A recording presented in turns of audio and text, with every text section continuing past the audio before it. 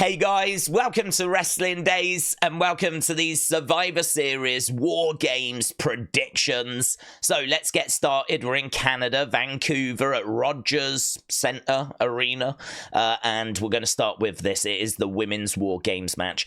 I'm predicting these guys win. I'm not a big fan of this match. It does feel like a load of women just thrown together, and that's because it is. So we've got Candice, we've got Tiffany, we've got Nia. They're kind of working together. We know that these two don't get on, Tiffany and Candice, right? And then, of course, we've got Raquel and we've got Liv. They're working together. They get along absolutely fine, but we know that these two faced off at Crown Jewel. So there's a little bit of tension here. There's quite a bit of tension between Tiffany and Candice. This is not a team that's in total harmony, right? But I think it's even worse on this side because you've got Bianca that doesn't trust Bayley. Bayley is obviously going to struggle to trust Io because they were in Damage Control together.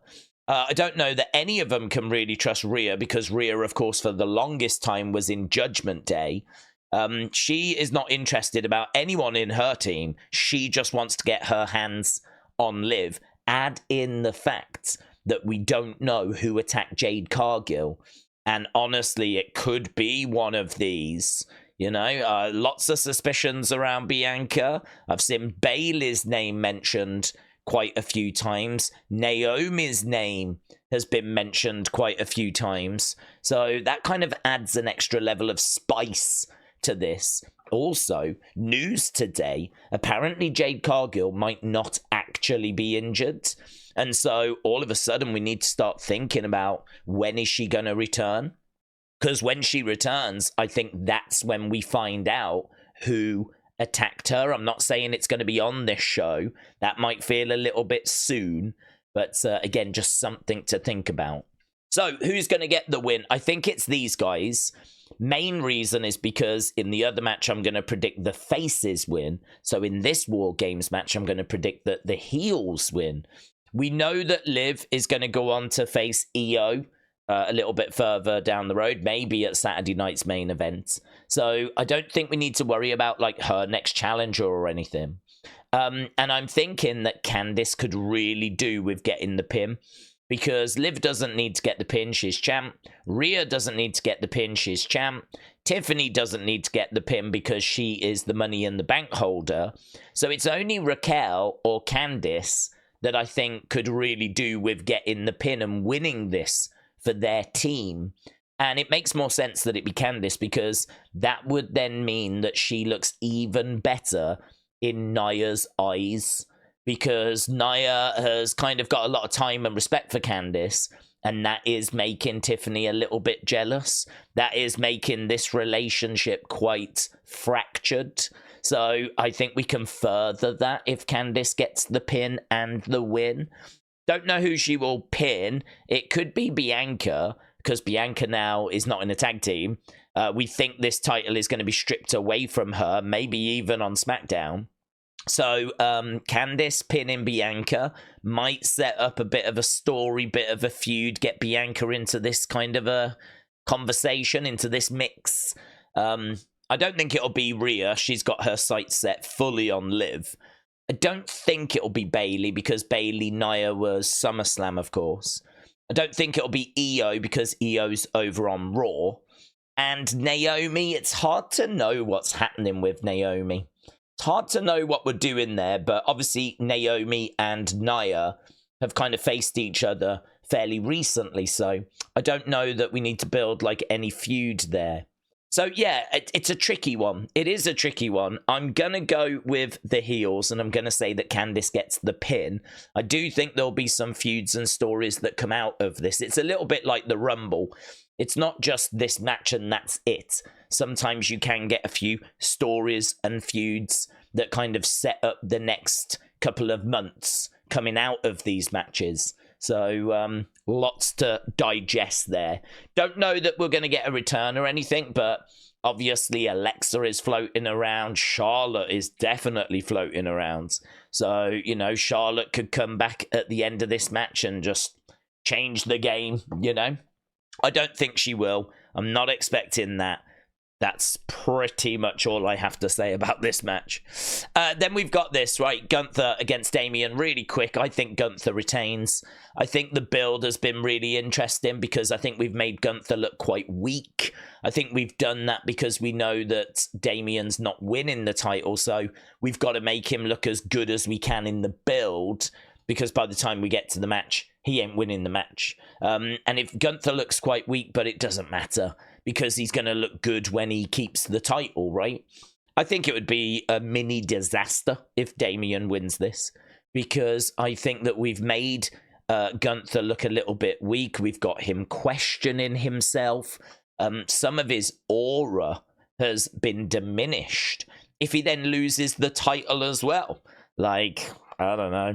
I wouldn't be keen on that.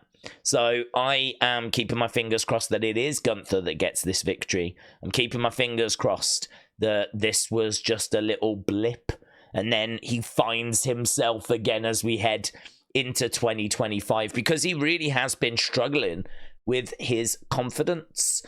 People in our live stream saying really it's since he lost to Cody at Crown Jewel. And, you know, that seemed to have really knocked him around. Then, of course, he lost the promo battle with Damian. And, yeah, a couple of times he's been made to look foolish in, like, backstage areas and whatever during Raw. And so, yeah, he's coming in really low of confidence. But I think he gets the win, and he gets that confidence back. Now, a couple of matches here, right? They were both in the same tweet, so I just thought, whatever. So, Sheamus versus Ludwig versus Bron Breakker. I think it's going to be Bron, but honestly, this is a little bit tricky. Bron not long ago got this title. He could just be a transitional champion. Doesn't really make sense to drop the title onto Ludwig, because Ludwig is a heel. We didn't need Bron to really have the belt. We could have had Jey Uso drop the title to Ludwig. That would have been a face dropping it to a heel. We didn't really need Bron being like the in-between. So that doesn't really make sense to me. This does make sense, but I don't know that we're going to pull the trigger here. I think Sheamus has got a chance of winning this, but I don't think he does. I think we stay with Bron Breakker. Bron Breakker, I can't see him getting the heavyweight championship anytime soon. Gunther's got the title at the moment. Hard to know who Gunther loses it to, but there's so many options. You know, as we go into 2025, Jey Uso is going to be an option. CM Punk is going to be an option. Hopefully Sami Zayn is going to be an option. I don't know, maybe Bron Breakker does get into that conversation. Maybe Bron Breakker could be an option. Bron Breakker against Gunther for the World Heavyweight Championship. Maybe do it at Royal Rumble. Maybe do it at WrestleMania. It's tricky. I think that there is a chance, but I think I'm going to say that he keeps it for now. I definitely think LA Knight keeps this. I really like Shinsuke, and I really hope he looks good in this match. In fact, I don't mind him winning by count out or losing by DQ, but he's looking really good in the match, you know. I hope that he gets something out of this. I just don't think it'll be the title. He's been missing, like, for so long. For him to come back and then be the one that beats LA Knight, it would be a little bit out of nowhere. And again, you know, talking about how stacked it's going to be next year around that World Heavyweight Championship. Like, LA Knight could be in that conversation, you know? So, and Drew McIntyre is going to be in that conversation. And Seth Rollins is always in that conversation. And Big Bronson Reed might be in that conversation. Like, there is so many people around the titles that I just don't know that LA Knight is going to be able to get to the front of that queue. So he might as well keep this mid-card belt for a little bit longer. So yeah, I'm thinking they both retain. If I had to pick, I would say maybe Sheamus does get it off Bron, and then Bron is free to have a crack at Gunther. But I I don't know. I'm not massively convinced. And then, of course, we've got this. So this is the main event, I'm guessing. This is OG Bloodline against Timu Bloodline. So, of course, we've got Sammy, we've got Jimmy, we've got Jay, we've got CM Punk, we've got Roman, we've got Solo, we've got Jacob, we've got Big Bronson Reed, and we've got Tama Tonga Tonga Loa. I'm not a massive fan of the match in regards to the 5-on-5. I would much prefer it had stayed 4-on-4. I know quite a few people feel that way. CM Punk just doesn't need to be in this for me. I'm just not a big fan of him being involved. I know a lot of people have said, well, this is going to set up him and Seth, but Seth's not in this match. So for me, like, we could have done that so many different ways. Like, if CM Punk's involvement in this match is only so we can set up, like, the Seth feud, I would say we just didn't need to do this. We could have kept this 4-on-4. I actually don't mind Big Bronson Reed being in. I know he's not family, but I think he really fits the vibe of this group. Like, he fits in and it kind of works. I don't really quite feel that CM Punk necessarily fits in here. I think part of the problem is we saw these guys together, like last year or the year before, when they were all together and they were the Bloodline, and he was not part of it. So he kind of sticks out like a sore thumb, really. I know how we've got here. I know that Heyman is the one that's kind of brought Punk in. Like, I've watched the shows, I get it. I think I would just have preferred it be 4-on-4, but it's not. So deal with it, Boomer, right? And as I said, I'm going to go with the OG Bloodline. Part of the reason for that is because we obviously did a match not long ago where it was Bloodline versus Bloodline, and it was Timu Bloodline that came out on top. I think, wasn't it Solo that pinned Roman? So this for me is going to be these guys getting their revenge. I do think at the end of the show, though, we're going to see The Rock come out, and he is going to make it very, very clear that he is upset with Roman, and that, I think, is going to be the big bombshell, because everyone's looking for the bombshell of the show. Obviously, this show last year was the return of CM Punk. I think that The Rock makes his presence felt at the very end, but he makes it clear it's Roman that has messed up big time, right?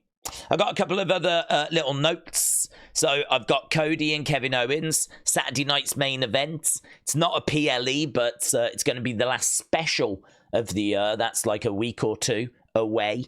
I think that they will do something to promote that. It's hard to see Kevin and Cody not being featured on this show. So I've got to think there'll be like an interview segment or something like that. Netflix, of course, are going to want to really promote Raw moving over to Netflix. That move happens in early 2025. This is the last major big PLE of the year. So, of course, Netflix are going to really want to have a presence and shout about that move.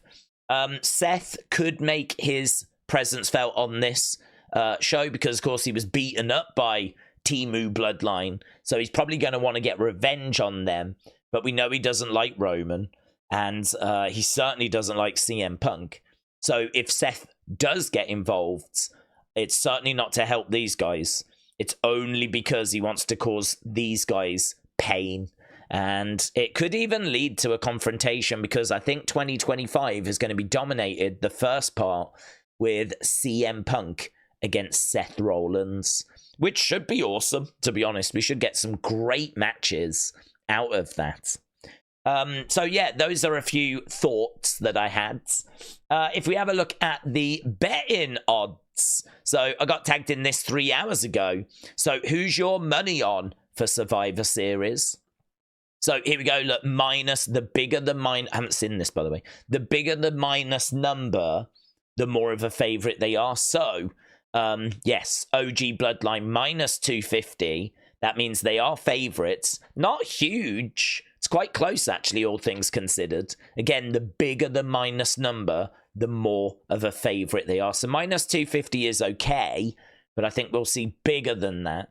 So, yeah, minus 250. These guys plus 170. There we go. Look, these I went with these guys. They're the underdogs. But again, this is even closer. Minus 150 plus 110. So I've gone with the plus 110 because I think there's a good chance they could get it. So that's actually, by the looks of it, just scanning, that's the closest match on the whole card. That's the closest. And I have gone with the underdogs there. Gunther minus 5,000. Wow. Yeah, so it seems like everyone can see what's happening there. Really bigging up Damian in the builds, but it's going to be Gunther that retains. Wow, Bron Breakker minus 900. So yeah, I agree with this. Least likely, next likely, but most likely. So minus 900, that is big. Look how close these War Games matches are, though. That's exciting, isn't it? It shows that people are really not confident as to which way these are going to go. The favorites are the babyface team and the babyface team, but close. So, yeah, Bron Breakker, pretty firm favorite. They've got that much closer than me. I think LA Knight is a much bigger favorite than this. I wonder why Shinsuke, who's not been used all year, has now just come back and is an underdog, but not by much. I wonder why they feel that way. I wonder what they're seeing or thinking. I suppose it's Shinsuke is a great talent. He's not being utilized to his full ability. Is this the moment they start doing it? I wonder if that's what they're thinking. So there we go. That was Survivor Series. I do think, unfortunately, there's a few things that are taken away from this show. One of them is Saturday night's main event, because I'm sure we would have had Cody against Kevin on this show if it wasn't for that show. The other thing as well is the first show on Netflix, because we need surprises. So we're probably saving, like, say, a Becky for that first Raw on Netflix. Plus, you always need surprises for the Royal Rumble. Might even have the odd surprise for Saturday night's main event. So all of those things are kind of taken away from Survivor Series. So that means that I'm not expecting loads of surprises here, but we could get The Rock. That is one that I think we've got a good chance of seeing, is The Rock make his presence felt. And as I said, maybe a Charlotte, maybe an Alexa, but I think Alexa's more next year. So definitely some options. And of course, we don't know about Paul Heyman. Could Paul Heyman betray the OG bloodline and actually side with someone else or introduce someone else? Or we don't know what's happening with Paul. So that could be an interesting development as well. So yeah, let me know your thoughts down in the comments below. Really appreciate all the support. I hope you enjoyed this predictions video. Don't forget, we will be live for our watch along on Saturday. We always start at least 2 hours before the countdown show. So we'll be live for quite a while. Stop by, say hello, share your thoughts. And of course, we will be back with SmackDown as well. Thanks a lot for watching. Appreciate the support. See you again next time. Bye for now.